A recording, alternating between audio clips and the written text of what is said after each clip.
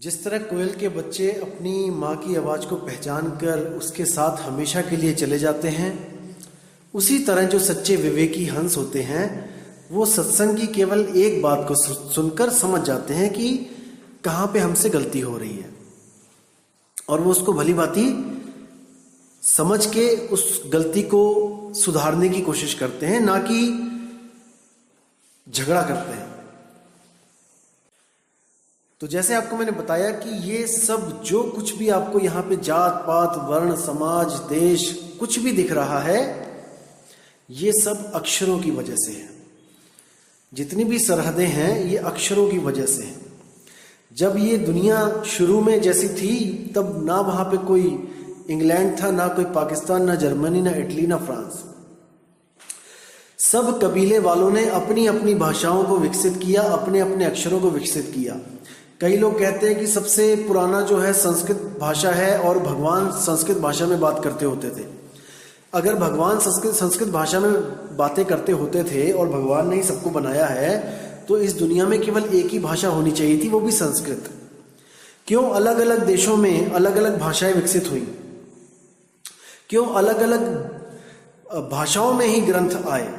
जैसे अरबी में आई कुरान, इंग्लिश में आई बाइबल, संस्कृत में आए वेद। तो ऐसे अलग अलग क्यों आए अगर एक ही भगवान है तो? दोस्तों, इसीलिए बोला जाता है ये इंसानों की कलाकृतियां हैं, ये इंसानों के द्वारा बनाए गए हैं, विवेक के द्वारा।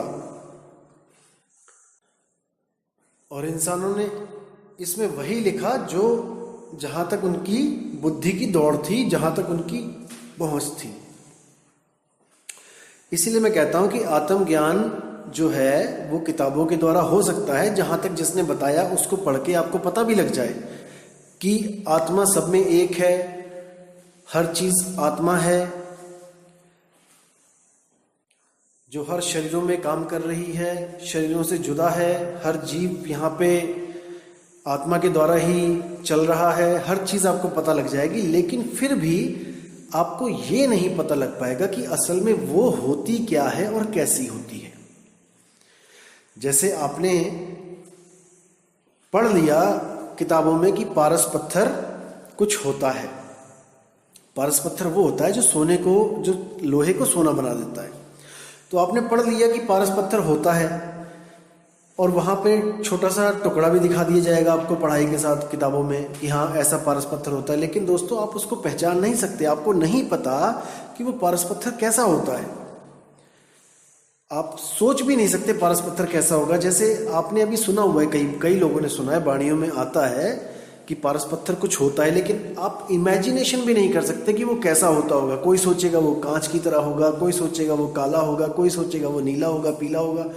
यानी कि वस्तु के बारे में पता होते हुए भी, पता चल भी जाए तो उस सार को नहीं समझ सकते कि वो कैसा होगा। इसी तरह आप सुन भी लो, पढ़ भी लो, आत्मा के बारे में सब कुछ समझ भी लो, फिर भी आप नहीं समझ पाओगे कि आत्मा कैसी होगी। कोई कहेगा वो एक है, कोई कहेगा वो अनेक है। लेकिन कबीर साहब क्या कहते हैं? एक कहो तो हूं नहीं और दो कहो तो गाली, और जैसा है तैसा कहूं कहे कबीर विचारी।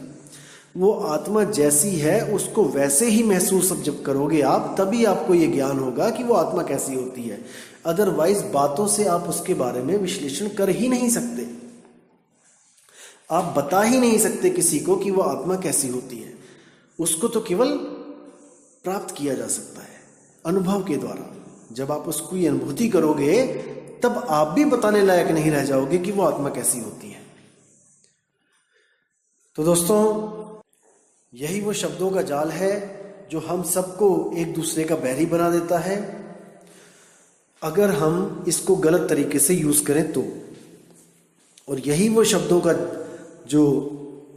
में जो अच्छी बात है वो ये है कि हम जानवरों से अलग दिखाई देते हैं। केवल हम ही इंसानों में ये गुण है कि हम अपनी बात को अपनी आवाज के द्वारा हम समझा के किसी के भी सामने रख सकते हैं। लेकिन प्रॉब्लम तब आई जब हमने इन भाषाओं को, इन अक्षरों को भक्ति के साथ जोड़ दिया। दिक्कत यहां आई। हालांकि ये आवाज, ये जो भाषाएं हैं, ये बहुत ही ज्यादा हेल्पफुल है हमें एक दूसरे को अपने मन की जो व्यथा है बताने के लिए, अपने मन की जो इच्छा है उसको समझाने के लिए। ये बहुत ही ज्यादा हेल्पफुल है और बहुत ही अच्छी चीज है जो हमने इसको विकसित की। लेकिन हमने इसको अपनी बर्बादी का भी कारण बना दिया है जब हमने इसको भक्ति के साथ जोड़ दिया है तब। जैसे कबीर साहब कहते हैं कि 33 अरब ज्ञान हम भाखा और मूल ज्ञान गुप्त कर राखा। उसका क्या मतलब है कि 33 अरब ज्ञान मैंने 52 अक्षरों में भाग दिया। इन 52 अक्षरों के द्वारा मैंने सब कुछ बता दिया, लेकिन मूल ज्ञान गुप्त कर रखा का मतलब है जो सार शब्द है, जो असली वस्तु है, मैंने उसका भेद नहीं बताया कि वो कहां पे है, कैसी है, क्योंकि वो बोलने में आता ही नहीं है, कैसे बताएंगे। उसके बारे में क्या है, वो भेद आपको एक गुरु के द्वारा मिलेगा, जो कबीर साहब ने चुन चुन के जो हंसों को नामदान दिया और गुरु प्रथा अपनी चलाने की जो इजाजत दी, हुक्म दिया, ताकि कौवों के घोंसलों में जो कोयल के बच्चे बैठे हैं वो अपने असली घर पहुंच सके, अपने निज घर पहुंच सके। एक छुड़ाए एक लखाए, कौवे का घर छुड़ाए और अपना असली निज घर लखाए। दोस्तों, आपको मैं बता दूं कि अगर ऊंची जात वालों को अगर कोई प्रॉब्लम है मेरी ऑडियो से, तो मैं आपको बताना चाहूंगा कि मैं भी राजपूत हूं जन्म से और सही बताऊं तो मैं भी यही सोचता हूं कि पता नहीं किसने हम सबको इन जात पात में उलझा दिया है। कई लोग मुझे कहते हैं कि तुम राजपूत हो और तुम ये जुलाहे कबीर को कैसे मानते हो भाई, गुरु मान लिया तुमने नीच जात वाले को। अरे कोई अच्छी जात वाला कोई होता उसको गुरु बनाते। तो दोस्तों, जब हम स्कूल में अपने बच्चों को डालते हैं, क्या हम प्रिंसिपल से कभी पूछते हैं कि इस स्कूल में किस किस जात वाले टीचर पढ़ाते हैं, कितने हिंदू पढ़ाते हैं, कितने मुसलमान पढ़ाते हैं, कितने नीच जात वाले पढ़ाते हैं? दोस्तों नहीं, हम केवल सर्टिफिकेट देखते हैं कि वहां पे जो बच्चों का रिजल्ट आता है उस स्कूल में वो कितने % आता है और उस स्कूल की मान्यता कितनी है, उस स्कूल की रेपुटेशन क्या है। हम कभी भी ये नहीं देखते कि वहां पे किस जात वाला टीचर पढ़ाता है, क्योंकि हमने उसकी जात से कुछ लेना देना ही नहीं है। इसीलिए कबीर साहब भी कहते हैं कि जात न पूछो गुरु की, पूछ लीजिए ज्ञान, मोल करो तलवार का, पड़ी रहने दो म्यान। ये सब म्यान है। गुरु गोरा है, गुरु काला है, गुरु सरदार है, गुरु पंडित है, गुरु का कोई रूप नहीं होता। गुरु तो ज्ञान है, वो ज्ञान आपके काम आएगा, वो गुरु आपके काम आएगा। ज्ञान ही गुरु है, इसीलिए उसको शब्द गुरु बोला गया है। शब्द गुरु, देह गुरु नहीं। हम वासी व देश के जहां जात वर्ण कुल नहीं, शब्द मिलावा हो रहा देह मिलावा नहीं। कबीर साहब ने देह को साइड में कर दिया और शब्दों की बात करी कि शब्द मिलावा हो रहा, कि शब्द का दान देने वाला ही गुरु होगा। लेकिन यहां पे हजारों गुरु आ गए शब्द का दान देने के लिए। कौन से शब्दों का? 52 शब्दों का, 52 अक्षरों का। फिर कबीर साहब ने क्या बोला? उनमें से भी छांटी करने के लिए पहले तो जो देह गुरु को मानते हैं, जो देह धारण करके आए हैं, जो कहते हैं देह ही गुरु है, ब्राह्मण का गुरु ब्राह्मण, जो देह को गुरु मान के बैठे हैं, पहले तो उनको साइड में करके कबीर साहब ने शब्द की महिमा गाई कि शब्द मिलावा हो रहा देह मिलावा नहीं। अब शब्द लेके भी आगे कोई एक लेके आया कि राम राम करके ही बात बन जाएगी, कोई 2 लेके आ गया कि ओम सोहम के साथ, कोई 3 लेके आ गया ओम सोहम सत्य कबीर, या और कोई ओम नमो भागवते वासुदेवाय, कोई 5 लेके आ गया ज्योत निरंजन ओंकार आरंकार सोहम सतनाम, कोई 7 लेके आ गया, कोई 10 लेके आ गया। तो कबीर साहब ने फिर इनको भी साइड करने के लिए एक बाणी और बोली, हम वासी व देश के जहां जात वर्ण कुल नहीं, सैन मिलावा हो रहा शब्द मिलावा नहीं। कि मैं जिस शब्द की बात कर रहा हूं भाई, वो सैन के द्वारा दिया जाता है, इशारे से दिया जाता है, क्योंकि मेरा शब्द कोई मंत्र नहीं है, कोई नाम नहीं है, वो वस्तु है। और वस्तु का लखाव इशारे के द्वारा ही किया जाता है। जैसे जमीन के नीचे पानी है और आप ढूंढ रहे हो पानी, तो गुरु आपको जमीन की तरफ इशारा करेगा कि जिसको तू ढूंढ रहा है वो जमीन के नीचे है, और उसको प्राप्त करने की विधि बताएगा और आपकी प्यास शांत हो जाएगी। तो इसी तरह जो सतगुरु होता है, सतगुरु सोई सतनाम बतावे, बाकी गुरु कोई काम न आवे। सतगुरु वो होता है जो सतनाम बताता है आपको कि सतनाम वस्तु कहां पड़ी है, वो सच्ची वस्तु कहां है। कौन सी सच्ची वस्तु, जिसको बाबा नानक कहते हैं एको सतनाम कर्ता पुरुष, यानी एक सतनाम ही कर्ता पुरुष है। निर्भव निर्वैर, वो निर्भय यानी किसी से डरती नहीं है, और निर्वैर किसी को मारती नहीं है। वो वस्तु निर्भव निर्वैर है, अजूनी, जो कभी जून में नहीं आती, जूनों से रहित, वो कभी किसी जून में नहीं आती। अजूनी सैभंग, सैभंग यानी जो स्वयं से प्रकट हुई है, जो स्वयं से जिसकी उत्पत्ति होती है, जिसको कोई बना नहीं सकता, जिसको कोई मिटा नहीं सकता, वो स्वयंभू है, वो स्वयं से होती है। उस वस्तु की बात हो रही है, अजूनी सैपंग। और कैसे मिलेगी? गुरु प्रसाद। गुरु जब नामदान रूपी प्रसाद आपको देगा, तब आपको उस वस्तु का लखाव होगा, और आप जितना भी अज्ञान है उसको छोड़कर उस वस्तु की तरफ एकाग्र हो जाएंगे। आपकी सुरती जो भटक रही है वो उस वस्तु पे एकाग्र हो जाएगी। सूरत फंसी संसार में, तासे पर गए दूर, सूरत बांध स्थिर करो, आठों पहर हुजूर। वो सूरत आपकी जो फंसी है, जो भटक रही है, उस सुरती को एक ठिकाना मिलेगा जो गुरु आपको बताएगा। जब आप उसका सिमरण करना यानी कि उसको याद करना शुरू करोगे, तब धीरे धीरे धीरे करके आपका जो मोह, अहंकार, क्रोध, काम, ये सब कंट्रोल होना शुरू हो जाएगा।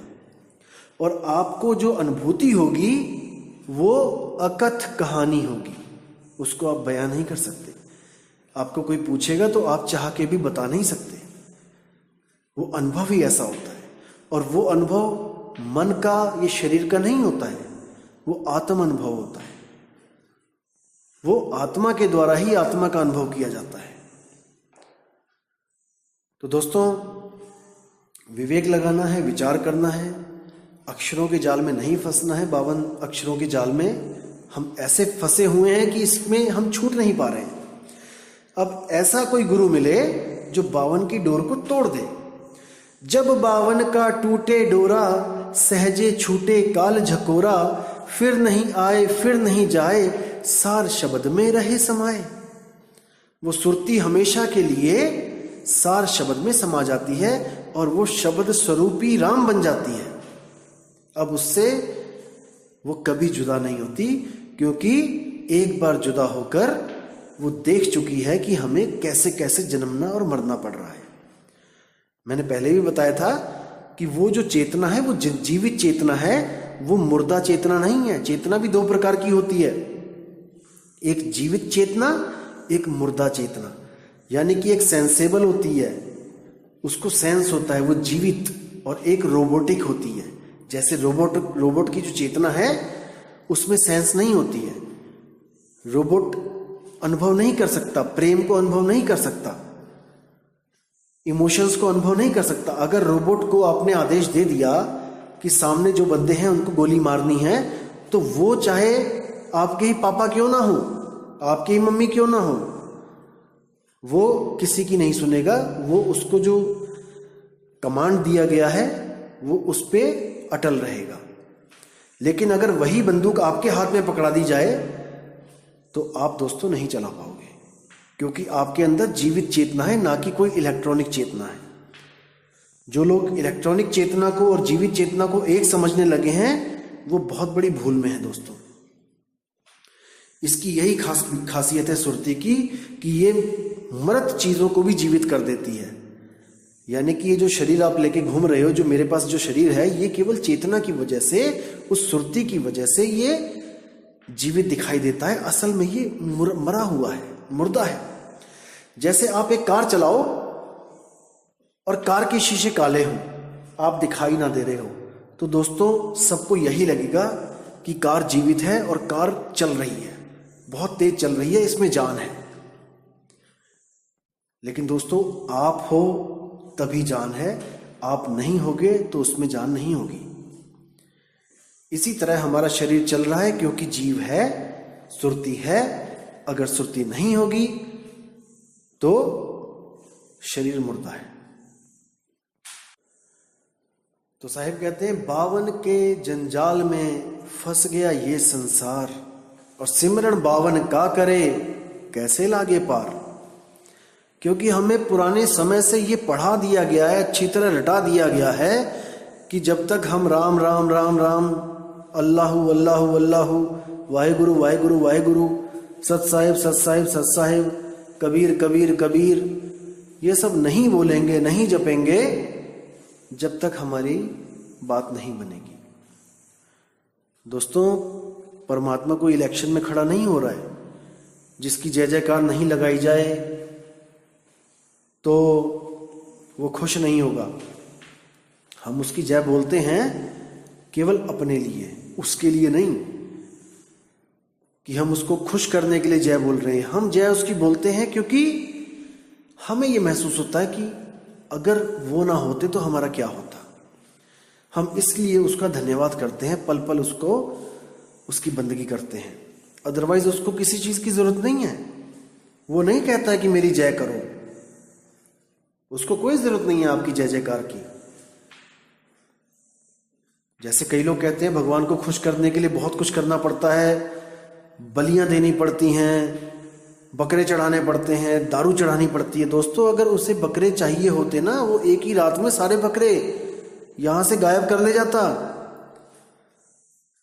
आपका इंतजार नहीं करना पड़ता उसको कि साल में कोई एक दिन आएगा तब आप बकरे काटोगे। वो एक ही रात में सारे बकरे गायब कर देता। और अगर दारू की बात है कि दारू देनी पड़ती है एक बोतल, तो वो ठेके के ठेके खाली कर देता।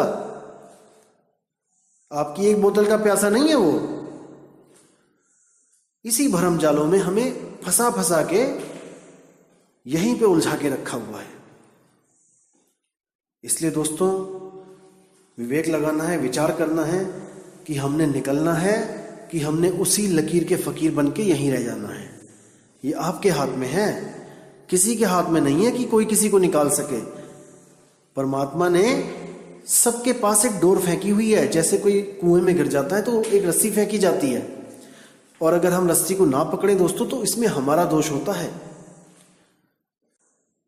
जैसे कबीर साहब की वाणी है, 7 दीप 9 खंड में सतगुरु फेंकी डोर, और तापे हंसा ना चढ़े तो क्या सतगुरु का दोष। परमात्मा ने कोई कमी नहीं रखी, वो दयाल है, वो परमपिता परमात्मा है, उसने कोई कमी नहीं रखी। लेकिन जीव ही नहीं समझ पा रहा है तो वो भी क्या करे। इसलिए दोस्तों फिर कहता हूं मैं, विवेक को जगाओ, अपनी बुद्धि के घोड़े दौड़ाओ, क्योंकि ये समय बार बार नहीं मिलेगा, नहीं मिलेगा, नहीं मिलेगा। और मैं कोई यहां पे आपको लूटने नहीं आया हूं, मुझे आपसे कुछ नहीं चाहिए। एक पैसा भी जिस दिन मैं मांग लूं उस दिन धिक्कार है कह के चले जाना। मुझे किसी से कुछ नहीं चाहिए, और हो सके तो जहां तक होगा मैं शायद आधों को तो मैं एड्रेस भी नहीं बताऊंगा गुरु का। मैं सच बोल रहा हूं, आधे क्या 90% को नहीं बताऊंगा। आप सोचोगे कि क्यों नहीं बताऊंगा, क्योंकि भाई हमने भीड़ इकट्ठी नहीं करनी है। मैं तो ये देखूंगा किसके मन में सच्ची आग लगी है, केवल उस बंदे को एड्रेस दिया जाएगा। गुरुजी कहाँ आ रहे हैं, गुरुजी कहाँ पे हैं। अदरवाइज हमें भीड़ बढ़ाने की जरूरत नहीं है। लेकिन ये ऑडियोज बनाने का मकसद यही है कि आपको विवेकी बना सकूं, आपको कोई धोखा ना दे पाए। ये ऑडियोज बनाने का यही मकसद है कि आपको हर चीज पता होनी चाहिए, क्योंकि लुट गया रे व्यापारी परख बिना। अगर आपके पास परख होगी तो आपको कोई लूट नहीं पाएगा। बस यही एक मकसद है इन ऑडियोज को बनाने का, ना कि आपकी भीड़ मैं चाहता हूं कि हमारे आश्रम में आए, नहीं, कभी भी नहीं। वो बिरले हंस चाहिए हमें, वो बिरले हंस करोड़ों में कोई एक, जो सत्य को स्वीकार करने के लिए 100% तैयार है। जिसके मन में 1% भी शंका है वो इस पंथ के लायक नहीं है। पंथ यानी रास्ता, कोई गुटबाजी नहीं होती है। पंथ का मतलब होता है रास्ता। इस रास्ते पे चलने के लायक जो होगा, अब उसको ही चलने का अधिकार होगा। तो दोस्तों, मैं फिर बोल रहा हूं कि जल्दबाजी ना करें। मुझे कई मैसेज आते हैं कि मैं गुरुजी से नाम लेना चाहता हूं। मैं सीधी सी बात बोलता हूं कि 50 ऑडियोज सुनो। जब मेरे 50 ऑडियोज कंप्लीट हो जाएंगे तब मैं आपको कुछ सवाल पूछूंगा, और अगर आप उनके उत्तर दे सकते होगे तब ही आपको आगे का रास्ता दिया जाएगा। ये एक एंट्रेंस एग्जाम की तरह समझ लो। क्योंकि मैं फिर कह रहा हूं कि हमें भीड़ नहीं बढ़ानी है, हमें वो विवेकी हंस चाहिए जो सच में यहां से, इस 3 लोक से, इस जन्म मरण से मुक्ति पाना चाहते हैं। तो 50 ऑडियोज लिमिट है। 50 ऑडियोज में जहां तक ज़्यादा से ज़्यादा मैं बताने की कोशिश करूंगा, और अगर आपको 1% भी शंका होगी तो आप पूछ सकते हो। शंका समाधान होगी तब आप आगे रास्ता पूछो, वरना रास्ता पूछने की जरूरत नहीं है। मैं केवल आपको यहाँ पे ज्ञान देना चाहता हूँ जो मुझे परमात्मा की दया से मिला है। मैं चाहता हूँ कि उस ज्ञान को आपके सामने रख सकूं ताकि आप कहीं धोखा ना खाओ। मैं यहाँ कोई हाईलाइट होने नहीं आया हूँ कि मैं कोई ऐसा पंथ चला रहे हैं हम लोग की ऐसा। दोस्तों, ऐसा कुछ नहीं है। बहुत सिंपल सा ज्ञान है, कबीर साहब का ज्ञान है। अगर आपके समझ में आता है तो आपका स्वागत है, लेकिन परख करने के बाद। पहले परख करो, जल्दबाजी बिल्कुल मत करो। नामदान जल्दबाजी में कहीं भी मत लो। जहां हो आप बहुत अच्छे हो, अभी जहां पर हो ना बहुत अच्छे हो। जैसे कई लोग होते हैं 50,000 देके एडमिशन ले लिया जल्दबाजी में और कॉलेज वो है फ्रॉड। तो भाई उससे अच्छा था कि आप घर में बैठे हुए थे। अभी विवेक लगाओ, विचार करो कि कहाँ जाना है कहाँ नहीं जाना है। 50-60 ऑडियो पूरी हो जाएंगी, तब जहां तक हो सकेगा आपके सारे सवालों का मैं जवाब उनमें दे दूंगा। और जो मुझे पूछा गया है कि ब्रह्म कैसे पैदा हो जाता है, क्या है, ये मैं आपको लास्ट ऑडियो में बताऊंगा बिल्कुल। क्योंकि अभी ऐसे ऐसे लोग बैठे हैं जो उसको अपनी बातों को घुमा देंगे, अपनी बातों को घुमा के आपको गुमराह करने की कोशिश करेंगे। अभी तो उन पे सवालों की बरसातें हो रही हैं कि जब आत्मा ही आत्मा थी तो ये ब्रह्म कहां से आ गया। क्योंकि द्वैत अद्वैत दोनों से परे है ज्ञान। अगर केवल आत्मा थी शुरू में तो वो अद्वैत मत है, क्योंकि केवल एक है वहां पे आत्मा। कबीर साहब कहते हैं एक कहो तो है नहीं। अगर केवल आत्मा थी तो वो अद्वैत है, वो भी नहीं है। और अगर आत्मा और ब्रह्म थे तो वहां पे द्वैत आ गया। तो कबीर साहब कहते हैं एक कहो तो है नहीं, दो कहूं तो गारी। अब जैसा है तैसा कहूं, कहे कबीर विचारी। ये भेद की बात है, ये सबके बस की बात नहीं है। इसको खोलना, इस वाणी को खोलना। ये वाणी भी मैं आपको आखिरी ऑडियो में पूरी खोल के स्पष्ट तरीके से बताऊंगा कि ये क्या है। तब तक आप ज्ञान को समझते रहिए, और जहां तक हो सके अपने दोस्तों को, अपने रिश्तेदारों को जो सच में सत्य की खोज में लगे हैं, जिन्होंने कोई गुरु धारण कर रखा है, उनको ये ऑडियो जरूर शेयर करें ताकि उनको भी एक रास्ता मिल सके। तो इसके साथ मैं विदा चाहूंगा दोस्तों, और अगली ऑडियो मैं कल को पोस्ट करूंगा और उसमें आपको काफी नई चीजें जानने को मिलेंगी और जहां तक होगा आपकी विवेक जागृत होगा। तो अब आपसे विदा चाहूंगा। जय गुरु बंदी छोड़ मदन साहिब, जय गुरु बंदी छोड़ वैराग साहिब, जय जय गुरु बंदी छोड़ सतगुरु सत्य कबीर साहिब जी की सदा ही जय हो। साहिब बंदगी सतनाम।